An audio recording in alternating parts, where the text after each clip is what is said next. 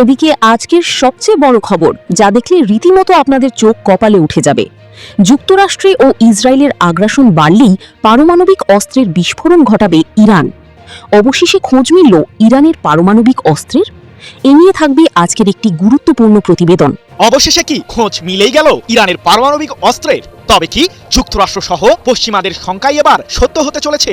কারণ সাম্প্রতিক সময়ে জাতিসংঘের পরমাণু পর্যবেক্ষক সংস্থা IAEA বহুবার দাবি করেছে যে সমৃদ্ধ ইউরেনিয়াম ব্যবহার করে পারমাণবিক অস্ত্র তৈরির কাজ চালাচ্ছে ইরান। শুধু তাই নয়, ইসরায়েলের প্রধানমন্ত্রী বেনিয়ামিন নেতানিয়াহুও হুঙ্কার দিয়েই জানিয়েছিলেন তার শাসনামলে ইরান কোনোদিন পারমাণবিক অস্ত্র তৈরি করতে পারবে না। তাহলে কি ইহুদিবাদীদের ফাঁকি দিয়ে নিজেদের সফলতার গল্প বিশ্বকে জানাতে চলেছে তেহরান? এদিকে আমেরিকার 200 যুদ্ধবিমান ধ্বংস, ইরানের আকাশসীমায় ধ্বংসের তাণ্ডব।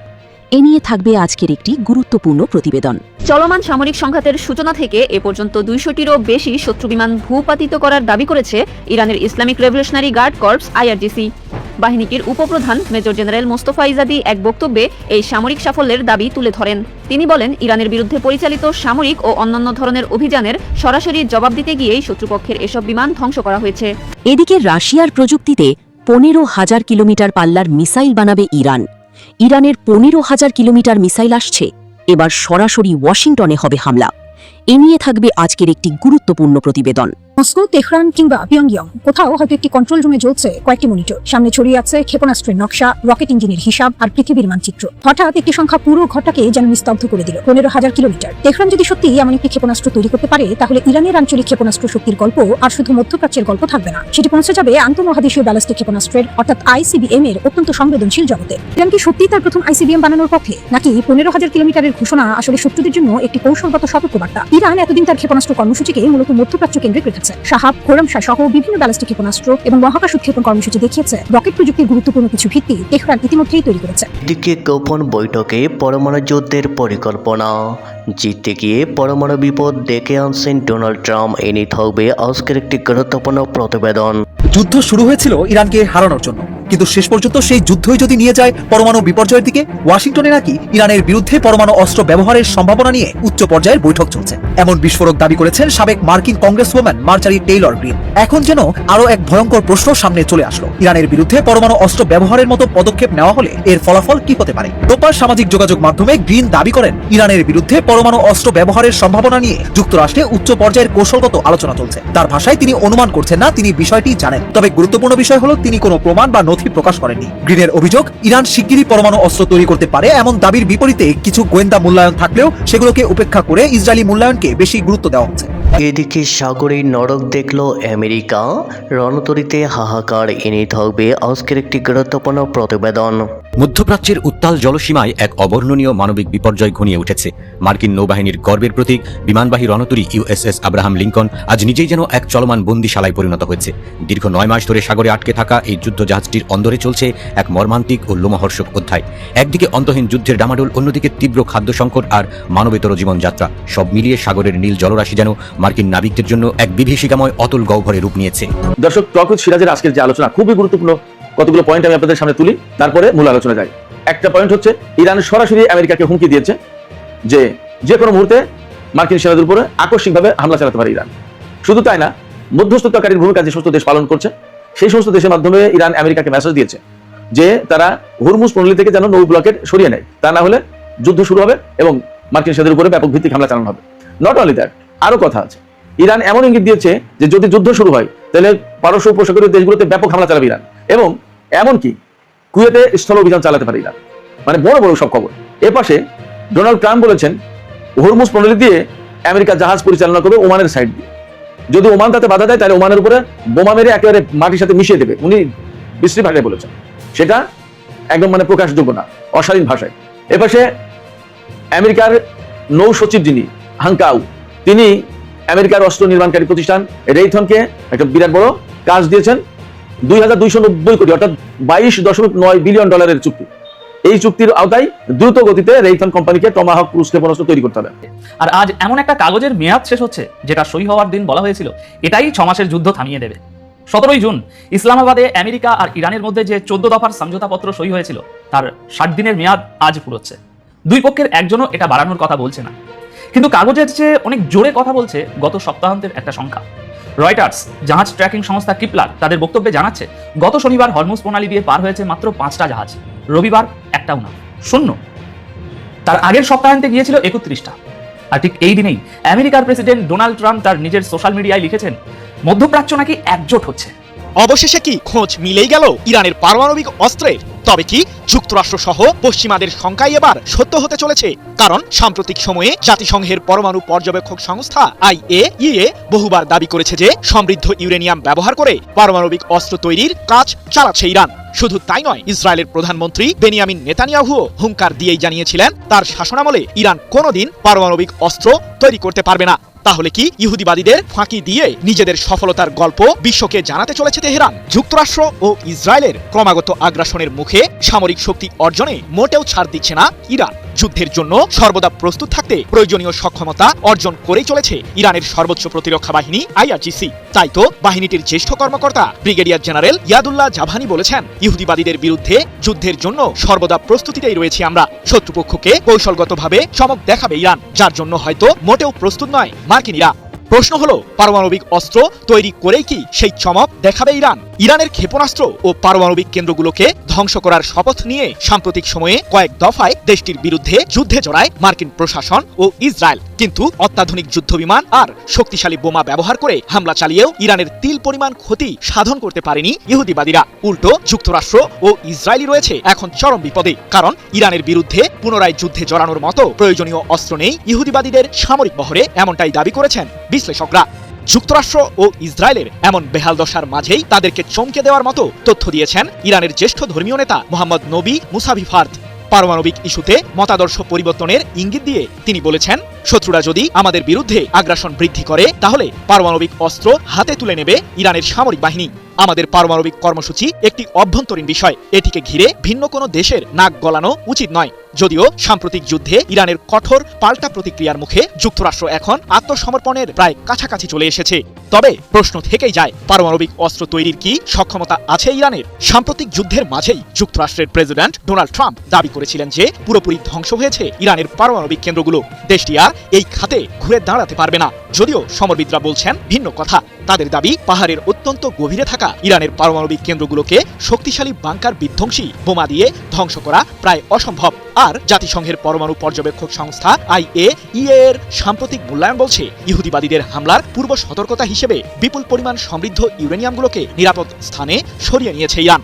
মস্কো, তেহরান কিংবা পিয়ংইয়ং কোথাও হয়তো একটি কন্ট্রোল রুমে জ্বলছে কয়েকটি মনিটর, সামনে ছড়িয়ে আছে ক্ষেপণাস্ত্রের নকশা, রকেট ইঞ্জিনের হিসাব আর পৃথিবীর মানচিত্র। হঠাৎ একটি সংখ্যা পুরো ঘরটাকে যেন নিস্তব্ধ করে দিল। 15,000 কিলোমিটার। তেহরান যদি সত্যি এমন একটি ক্ষেপণাস্ত্র তৈরি করতে পারে, তাহলে ইরানের আঞ্চলিক ক্ষেপণাস্ত্র শক্তির গল্প আর শুধু মধ্যপ্রাচ্যের গল্প থাকবে না, সেটি পৌঁছে যাবে আন্তঃমহাদেশীয় ব্যালিস্টিক ক্ষেপণাস্ত্রের অর্থাৎ ICBM এর অত্যন্ত সংবেদনশীল জগতে।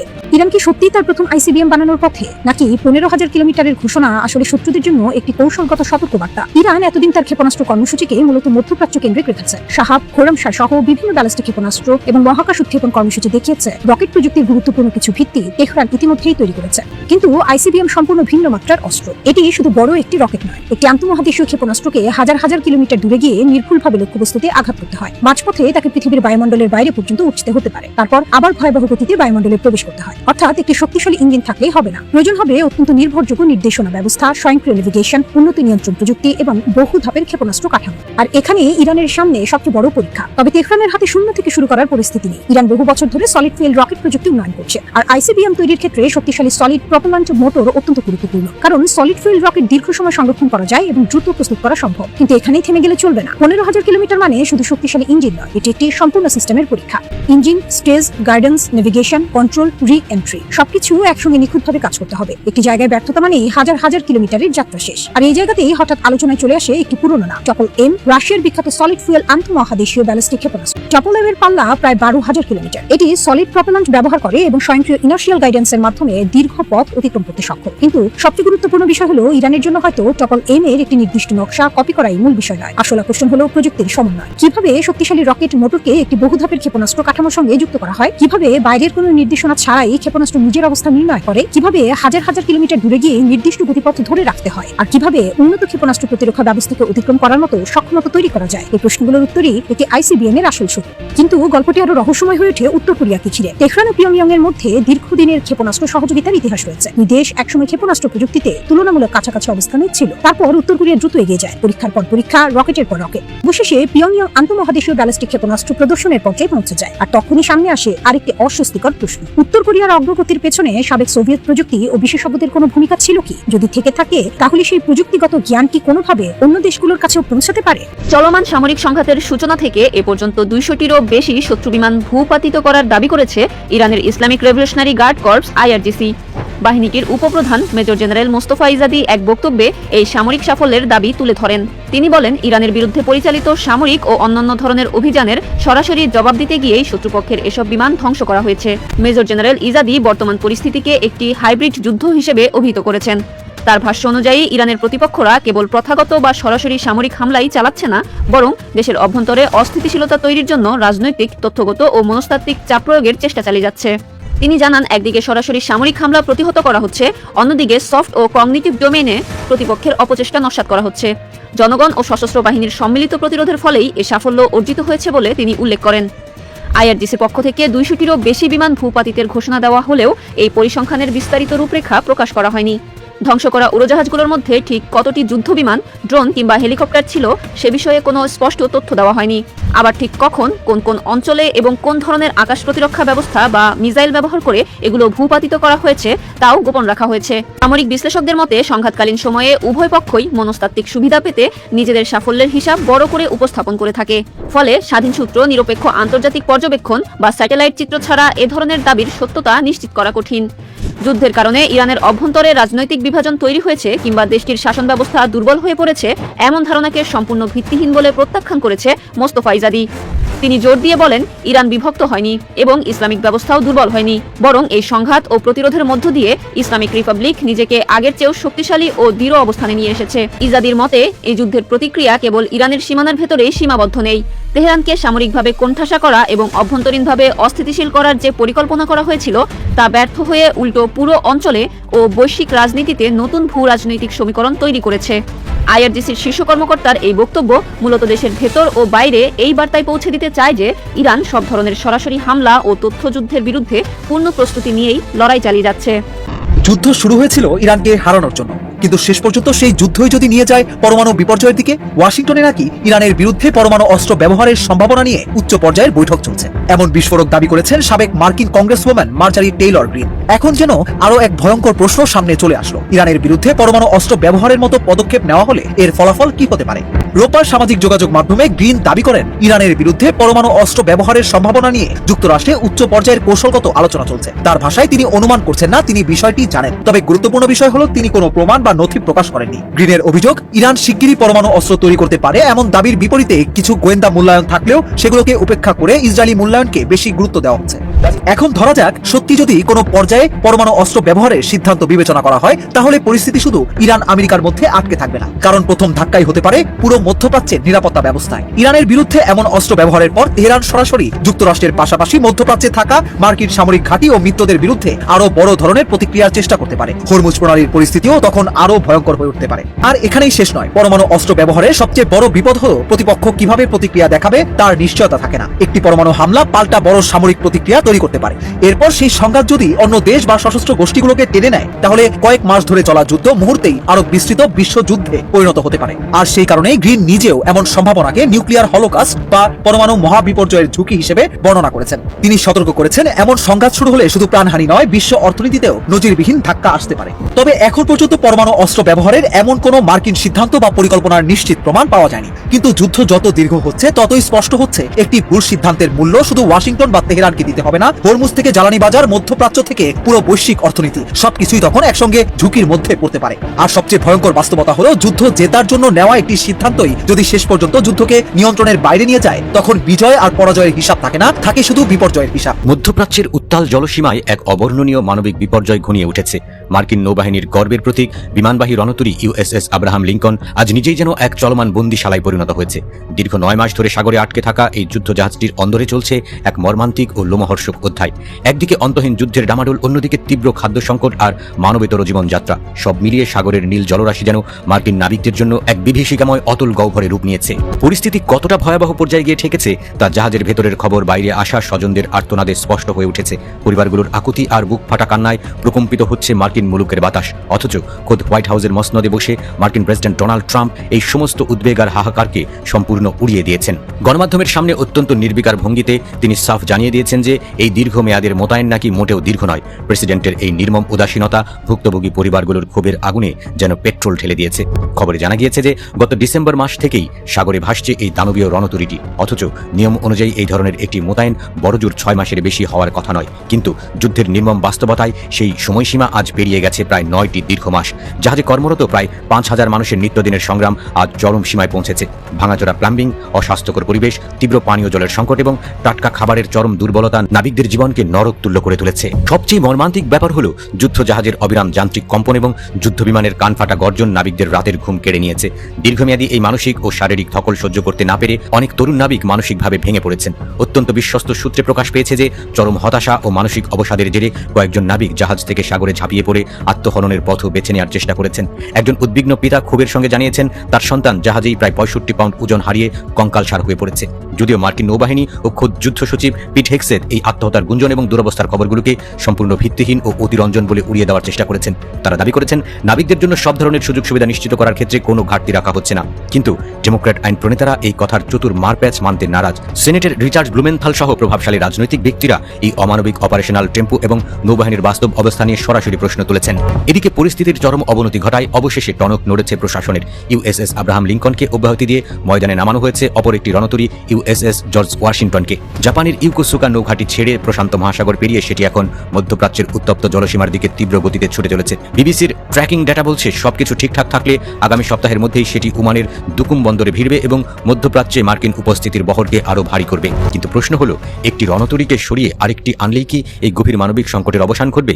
যুদ্ধের ময়দানে পরাশক্তিগুলোর এই রক্তক্ষয়ী ক্ষমতার লড়াইয়ে বলি হচ্ছে সাধারণ পরিবারের তাজা প্রাণগুলো। আধুনিক প্রযুক্তির সুদৃশ্য জাহাজগুলোর অন্তরালে লুকিয়ে থাকা এই অন্ধকারের খবর আজ বিশ্ববাসীর সামনে সম্পূর্ণ উন্মোচিত। সাগরের লোনা জলের সঙ্গে মিশে আছে হাজারো তরুণের দীর্ঘশ্বাস আর ক্ষোভের আগুন। দর্শক, টক উইথ সিরাজের আজকের যে আলোচনা খুবই গুরুত্বপূর্ণ। কতগুলো পয়েন্ট আমি আপনাদের সামনে তুলি, তারপরে মূল আলোচনা যাই।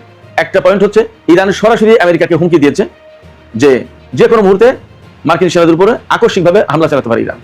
শুধু তাই না, মধ্যস্থতাকারীর ভূমিকা যে সমস্ত দেশ পালন করছে সেই সমস্ত দেশের মাধ্যমে ইরান আমেরিকাকে মেসেজ দিয়েছে যে তারা হুরমুজ প্রণালী থেকে যেন নৌ ব্লকেট সরিয়ে নেয়, তা না হলে যুদ্ধ শুরু হবে এবং মার্কিন সেনাদের উপরে ব্যাপক ভিত্তিক হামলা চালানো হবে। নট অনলি দ্যাট, আরো কথা আছে। ইরান এমন ইঙ্গিত দিয়েছে যে যদি যুদ্ধ শুরু হয় তাহলে পারস্য উপসাগরীয় দেশগুলোতে ব্যাপক হামলা চালাবে ইরান এবং এমনকি কুয়েতে স্থল অভিযান চালাতে পারে ইরান। মানে বড় বড় সব খবর। এর পাশে ডোনাল্ড ট্রাম্প বলেছেন হরমুজ প্রণালী দিয়ে আমেরিকা জাহাজ পরিচালনা করবে ওমানের সাইড দিয়ে। যদি ওমান তাতে বাধা দেয় তাহলে ওমানের উপরে বোমা মেরে একেবারে মাটির সাথে মিশিয়ে দেবে। উনি বিশ্রী ভাষায় বলেছেন, সেটা একদম মানে প্রকাশযোগ্য না, অশালীন ভাষায়। এপাশে আমেরিকার নৌ সচিব যিনি হাংকাউ, তিনি আমেরিকার অস্ত্র নির্মাণকারী প্রতিষ্ঠান রেইথনকে একটা বিরাট বড় কাজ দিয়েছেন, 2290 কোটি অর্থাৎ $22.9 বিলিয়ন চুক্তি। এই চুক্তির আওতায় দ্রুত গতিতে রেইথন কোম্পানিকে টমাহক ক্রুজ ক্ষেপণাস্ত্র তৈরি করতে হবে। ইরানের সাথে যুদ্ধ করতে গিয়ে তাদের টমাহক ক্রুজ ক্ষেপণাস্ত্র ব্যাপকভাবে ক্ষয় হয়ে গেছে, খরচ হয়ে গেছে। এই গ্যাপ পূরণ করতে হবে এবং আমেরিকা খুব থ্রেট ফিল করছে রাশিয়া, চীন, উত্তর কোরিয়া সব জায়গা থেকে। আর ইরানের সাথে যুদ্ধ করতে গেলে তো থ্রেট আছেই। তাদের হাতে টমাহক ক্রুজ ক্ষেপণাস্ত্র, এটা তাদের একটা কৌশলগত গুরুত্বপূর্ণ অস্ত্র। এই অস্ত্র উৎপাদনের জন্য ব্যাপক তোড়জোড় করছে আমেরিকা। এদিকে ইরানের সামরিক বাহিনী জানিয়েছে যে এই যে যুদ্ধের সময় ইরান আমেরিকা এবং ইসরায়েলের 200-র বেশি এয়ারক্রাফট ধ্বংস করেছে। এই এয়ারক্রাফটের ভেতরে যুদ্ধ বিমান, তারপরে তেল ট্যাঙ্কার, পরিবহন বিমান, গোয়েন্দা বিমান, হেলিকপ্টার এবং ড্রোন 200-র বেশি। এদিকে ইয়েমেনের হুতি সমর্থিত সামরিক বাহিনী ইয়েমেনের কৌশলগত বন্দর নগরী শহরের যে প্রধান বন্দর, সেই বন্দর এলাকায় সৌদি আরবের একটা ল্যান্ডিং শিপ এবং কয়েকটি যুদ্ধ যান ছিল, সেইগুলোর উপর হামলা চালিয়েছে এবং হামলায় ল্যান্ডিং শিপ একেবারে ধ্বংস হয়ে গেছে বলে দাবি করেছে ইয়েমেনের সেনারা। যুদ্ধের যখন এরকম পরিস্থিতি, তখন হরমুজ প্রণালী কিন্তু খুবই ক্রিটিক্যাল অবস্থায়। আপনাদের নিশ্চয়ই খেয়াল আছে, ইরান এবং আমেরিকার মধ্যকার যে ইসলামাবাদ সমঝোতা স্মারক সই হয়েছিল তার 60 দিনের মেয়াদ শেষ হয়ে গেল। আজকে 17 আগস্ট, এর মেয়াদ কিন্তু আর বাড়ানো হয়নি।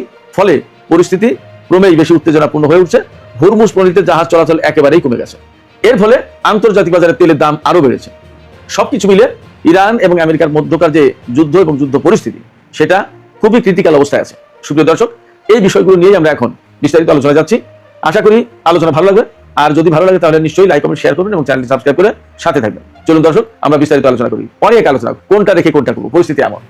ইরান এবং আমেরিকার মধ্যকার সমঝোতার মেয়াদ আজকে শেষ হয়ে গেল। ইসলামাবাদ সমঝোতার মেয়াদ ইরান তো পরিষ্কার করে বলেছে যে এটা মেয়াদ বাড়ানোর তো কোনো অপশন ছিল না, তো এটা আমরা বাড়াতে চাই না। বরং আমরা আমেরিকাকে মেসেজ দিয়েছি, মধ্যস্থতাকারী দেশ মেবি পাকিস্তান, তুরস্ক অথবা কাতার বা এই দেশগুলোর মাধ্যমে, যে তোমরা হরমুজ প্রণালী এলাকা থেকে এই ব্লকের যেটা দিয়েছো সেটা সরিয়ে নাও, তা নাহলে কিন্তু যে কোনো মুহূর্তে ভয়াবহ যুদ্ধ শুরু হবে, ভয়াবহ হামলা হবে।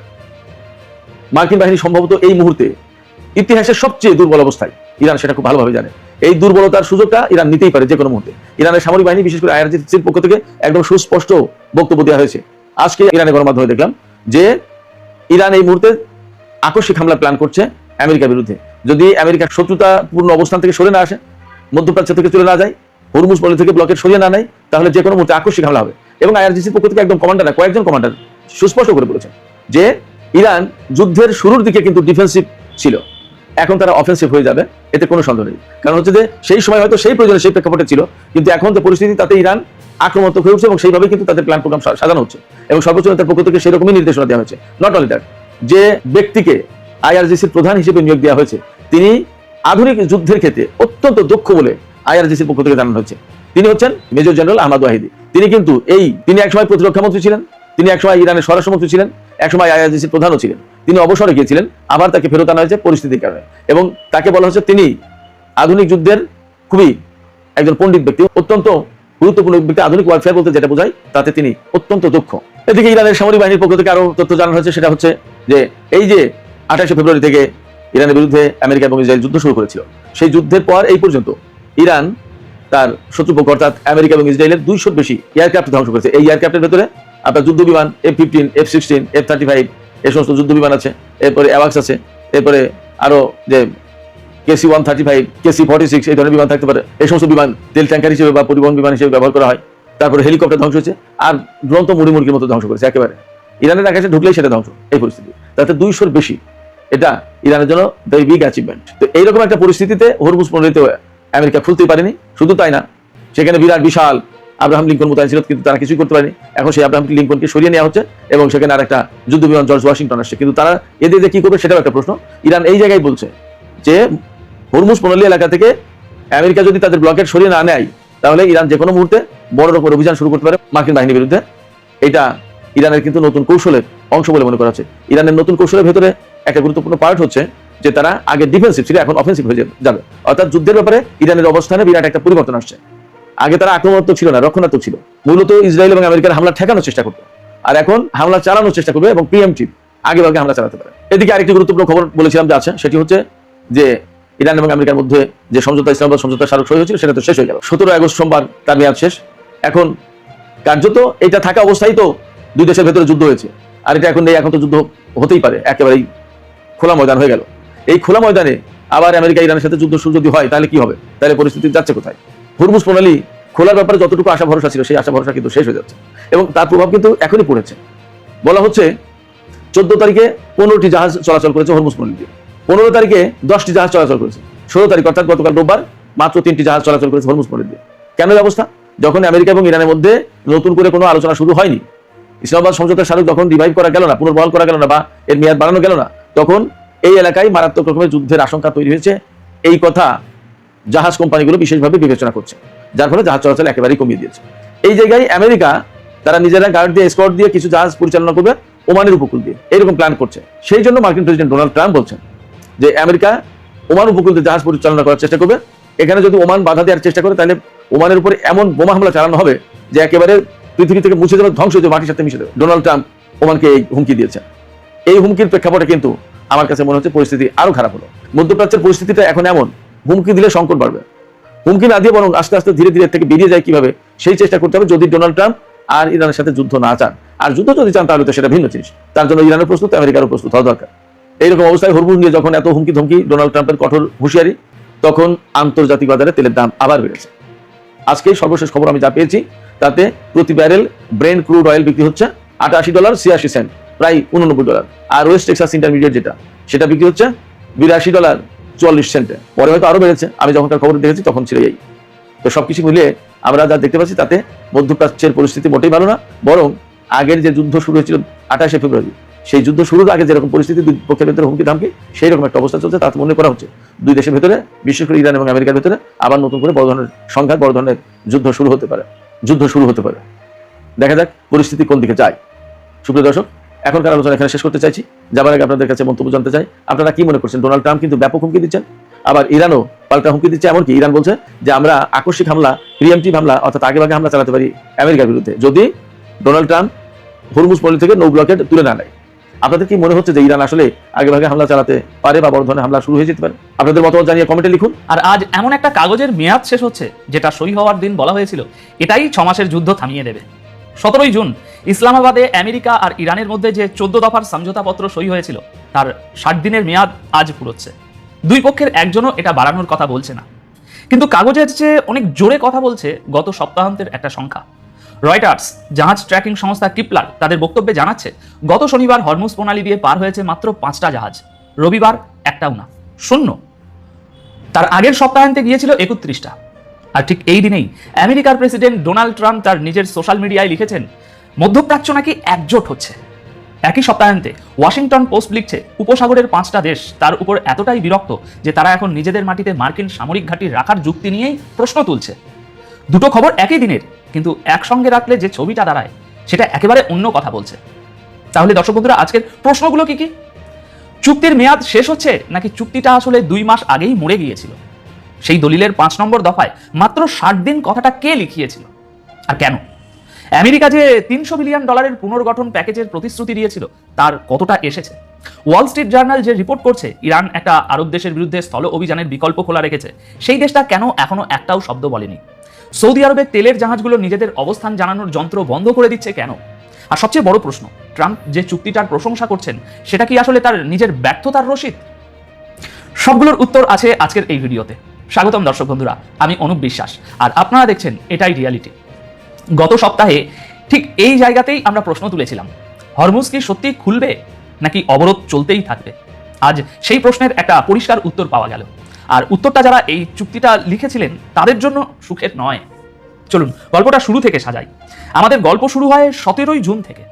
সেদিন ইসলামাবাদে পাকিস্তানের আয়োজনে উচ্চ পর্যায়ের বৈঠকের পর ট্রাম্প আর ইরানের প্রেসিডেন্ট মাসুদ পেজিশিয়ান 14 দফার একটা সমঝোতাপত্রে সই করেন। আল জাজিরা সেদিনই একজন মার্কিন কর্মকর্তার পড়ে শোনানো পুরো টেক্সট প্রকাশ করে দিয়েছিল। কাগজে আমেরিকা কি কি দিতে রাজি হয়েছিল শুনুন। 30 দিনের মধ্যে নৌ অবরোধ সম্পূর্ণ তুলে নেওয়া, সব ধরনের নিষেধাজ্ঞা বাতিল করা, জাতিসংঘেরটাও ধরে, ইরানের আটকে রাখা টাকা ছেড়ে দেওয়া, তেল রপ্তানির উপর ছাড়পত্র দেওয়া, আর অন্তত $300 বিলিয়ন একটা পুনর্গঠন প্যাকেজ। বিনিময়ে ইরানের কাজ ছিল দুটো, হরমুজের মাইন সরানো আর বাণিজ্যিক জাহাজগুলোর নিরাপদ যাতায়াতের ব্যবস্থা করা। এবার দ্বিতীয় ধাপ, 27 জুন। সই হওয়ার মাত্র 10 দিনের মাথায় দুপক্ষ একে অপরের উপর চুক্তি ভাঙার দোষ দিতে শুরু করে। তারপর 7 জুলাই ট্রাম্প নিজেই ঘোষণা করে দেন চুক্তি শেষ, মার্কিন হামলা আবার শুরু হয়। তৃতীয় ধাপ, 20 জুলাই ইয়েমেনের হুতিরা সৌদি আরবের বন্দরগুলোর বিরুদ্ধে নৌ অবরোধ ঘোষণা করে। লোহিত সাগরের হিসেবটা ঠিক ওখান থেকেই বদলাতে শুরু করে। চতুর্থ ধাপ, 7 আগস্ট, মক্কা, সৌদি আরব, তুরস্ক আর পাকিস্তান একটা যৌথ প্রতিরক্ষা চুক্তিতে সই করে। একজনের উপরে হামলা মানে 3 জনের উপরে হামলা, ন্যাটোর 5 নম্বর ধারার মতোই। আর পঞ্চম ধাপ, গত 3 দিন, শুক্রবার নিউ ইয়র্কে দাঁড়িয়ে ট্রাম্প বললেন ইরানকে হারানোর পর তিনি হরমুজ প্রণালীকে আমেরিকার ভূখণ্ড হিসাবে ঘোষণা করবেন। শনিবার ওয়াশিংটন পোস্টের রিপোর্ট, রবিবার ওয়াল স্ট্রিট জার্নালের রিপোর্ট, আর আজ কাগজের মেয়াদ শেষ। দর্শক বন্ধুরা, এবার আসল জায়গায় আসি, কারণ এই পুরো গল্পটা আসলে একটা দলিলের একটা শব্দের উপরে দাঁড়িয়ে আছে। সমঝোতাপত্রের 5 নম্বর দফাটা একটু মন দিয়ে শুনুন, আমি হুবহু পড়ছি। ইংরেজি লাইনটা আল জাজিরার প্রকাশিত টেক্সট থেকে। লেখা আছে, ইরান তার সর্বোচ্চ চেষ্টা ব্যবহার করে বাণিজ্যিক জাহাজের নিরাপদ যাতায়াতের ব্যবস্থা করবে বিনা খরচে, মাত্র 60 দিনের জন্য। মাত্র 60 দিনের জন্য। ইংরেজিতে শব্দটা অনলি, এই একটা শব্দের মধ্যে পুরো খেলাটা লুকিয়ে আছে। দেখুন, আমেরিকার প্রতিশ্রুতিগুলোর কোনোটার সঙ্গে এরকম মেয়াদ জোড়া ছিল না। নিষেধাজ্ঞা তোলা, টাকা ছাড়া, 300 বিলিয়ন, এগুলোর কোনোটাতেই লেখা ছিল না মাত্র 60 দিনের জন্য। ওগুলো ছিল স্থায়ী প্রতিশ্রুতি। কিন্তু ইরান যে জিনিসটা দিয়েছিল, জাহাজের নিরাপদ যাতায়াত, সেটার গায়ে সই হওয়ার দিনই মৃত্যুর তারিখ লেখা হয়ে গিয়েছিল। সহজ ভাষায় বললে, ইরান 60 দিনের একটা ভাড়া দিয়েছিল, বাড়িটা বিক্রি করেনি। আর ঠিক এখানেই একটা অসঙ্গতি আসছে। ওই একই দলিলের 9 নম্বর দফায় লেখা, চূড়ান্ত চুক্তি না হওয়া পর্যন্ত আমেরিকা কোনো নতুন নিষেধাজ্ঞা দেবে না আর এই অঞ্চলে বাড়তি সেনা মোতায়েন করবে না। এবার শুক্রবারের খবরটা একটু মিলিয়ে দেখুন। আমেরিকার অর্থমন্ত্রী স্কট বেসেন্ট বললেন, ইরানের উপর এমন ব্যবস্থা নেওয়া হবে যা আগে কখনো দেখা যায়নি। আর 4 নম্বর দফা অনুযায়ী নৌ অবরোধ 30 দিনের মধ্যে সম্পূর্ণ উঠে যাওয়ার কথা ছিল, আজ 61 দিন পার, অবরোধ চলছে। তাহলে একটা প্রশ্নের উত্তর দিন, যে দলিলটার মেয়াদ আজ শেষ হচ্ছে বলে খবর হচ্ছে, সেই দলিলের অর্ধেক তো জুলাই মাসেই ভেঙে পড়েছিল। তাহলে আজ আসলে কিসের মেয়াদ শেষ হচ্ছে? ইরানের পররাষ্ট্রমন্ত্রী আব্বাস আরাগাচি ঠিক এই কথাটাই বলেছেন। তার ভাষায়, ইসলামাবাদের কাগজটা যুদ্ধবিরতি ছিল না, ছিল যুদ্ধের সমাপ্তি। আর যেটা যুদ্ধবিরতিই নয়, সেটার মেয়াদ বাড়ানোর প্রশ্নই ওঠে না।